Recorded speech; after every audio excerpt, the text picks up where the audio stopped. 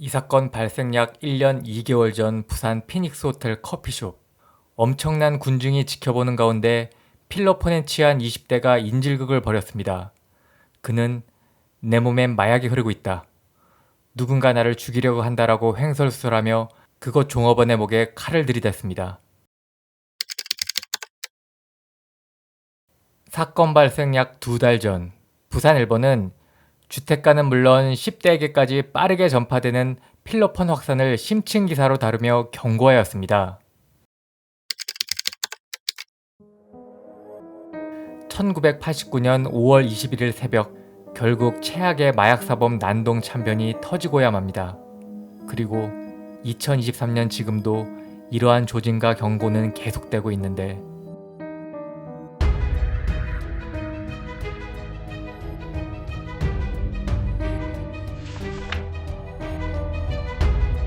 1989년 5월 21일 오전 7시 45분 부산 사하구 괴종동에 있는 2층 다세대 주택. 한 이웃 주민이 옥상으로 올라가다가 그곳에 사는 30대 남성 여인준이 옥상으로 올라가던 계단에 발가벗은 상태로 목에 유선방송선이 감긴 채 죽어있는 모습을 발견하였습니다. 깜짝 놀란 주민은 이 사실을 그의 아내 이씨에게 알리기 위해 여씨 집 현관문을 열었습니다. 그리고 그것은 지옥 그 자체의 모습이었습니다. 아내는 안방 창문 쪽을 향해 솜 이불에 덮여 있었고 두 아들은 방문을 향해 나란히 혼 이불에 덮여 있었습니다. 상의 속옷만 입은 채 아내는 가슴과 중요 부위 등이 도려내져 있었고 8번부터 11번째 왼쪽 갈비뼈는 부러져 있었으며 비장과 간도 파열돼 있었습니다. 둘째 아들은 눈에 칼을 찔려 얼굴을 알아볼 수 없는 등 시신들은 난자되어 있었습니다. 그리고 새 모자의 머리는 옷장 앞에 놓여 있었습니다. 안방 구석에서 발견된 범행 도구 식칼의 칼날이 무뎌지고 찌그러져 있을 정도로 그 사용이 잔혹하였습니다. 여씨는 가족을 살해한 후 불까지 질러 불탄 흔적에 더더욱 집안은 아수라장이었습니다. 경찰은 즉시 부검을 실시하였는데 여씨의 혈액에서 필로폰 양성 반응이 나왔습니다. 여씨는 필로폰에 취한 상태에서 일가족을 잔인하게 살해하고 자살하였던 것입니다. 여씨는 과거 대마관리법 위반 범행을 저질러 2차례 입건되었는데 특히 83년에는 징역 6월을 선고받고 복역한 전력이 있었고 결국 필로폰까지 손을 대 정신병원에서 입원 치료받은 전력도 있는 등 상습 마약사범이었습니다. 여씨는 폭력 범행으로 부산교도소에서 복역 중 이 사건 발생 2달 전인 3월 31일 출소한 후에도 지속적으로 필로폰을 투약하고 이상행동을 벌여 아내는 친척 등 주변 사람들에게 아빠가 히로뽕 주사를 맞고 행패를 부려 못살겠다라고 하소연하였다고 합니다. 급기야 여씨는 이 사건 발생 이틀 전 오후 베란다에서 아내 잠옷으로 아랫도리만 가린 채 TV, 비디오 등을 집 앞 골목으로 팽개치면서 난동을 부렸고 그날 밤 11시경에도 경찰관이 날 잡으러 온다 라며 소동을 부렸습니다. 위와 같이 여씨는 필로폰에 취해 경찰관이 온다라는 피해망상과 환각에 빠져 공격적인 행동을 보이는 등 최악의 참사를 예견하고 대비할 수 있었던 경고는 이미 여러 번 있었던 것입니다. 그리고 이틀 뒤 필로폰에 취한 여씨는 누군가 자신을 해친다는 피해망상과 환각 속에 기거하였고 방에서 이불을 깔고 자고 있던 가족들에게 다가갔습니다. 당시의 그의 눈에 가족들은 어떤 존재로 보였던 것일까요? 그리고 힘없고 아무런 반항도 할 수 없었던 아내와 아들은 그가 어떤 존재로 보였을까요? 환각에서 벗어난 그의 눈에 펼쳐진 광경은 어떻게 다가왔을까요? 유도 공인 3단의 거구인 여씨는 마약 전과는 물론 폭력 범죄 등으로 다수 처벌받은 전력이 있는 등 비록 전과자였지만 평상시에는 가족에게 다정다감한 가장이었고 친구들에게도 유순하고 의리가 있던 동료였다고 합니다. 아이들에게 178cm, 90kg가 넘는 듬직하면서도 다정한 아빠가 얼마나 좋고 든든한 존재였을까요? 평상시에는 말이죠. 불에 탄 집안에서는 국민학교 2학년 장남의 일기장이 일부 불에 타고 물에 젖은 채 발견되었습니다. 일기장에는 여씨의 수감 사실도 모른 채 출소한 아빠를 반기는 어린아이의 행복함이 구구절절하게 기재되어 있었습니다.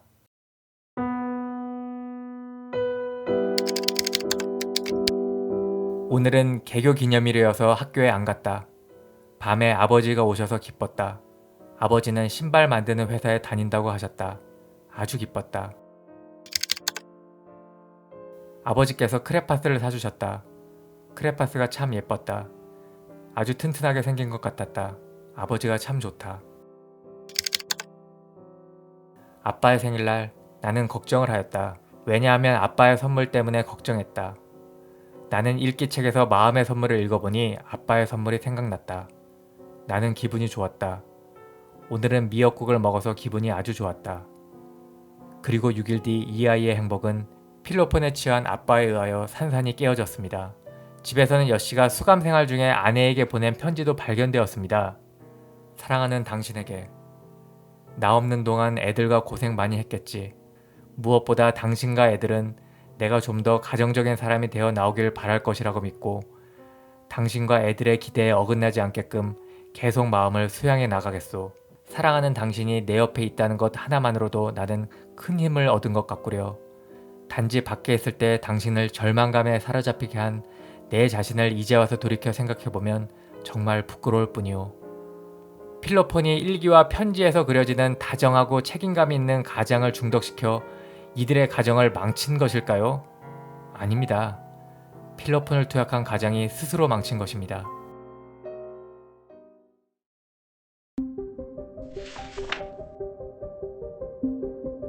이 사건이 발생하자 마약 근절을 위한 범사회적인 의식전환 계몽운동 등 특단의 조치가 필요하다는 언론과 여론이 들끓었습니다.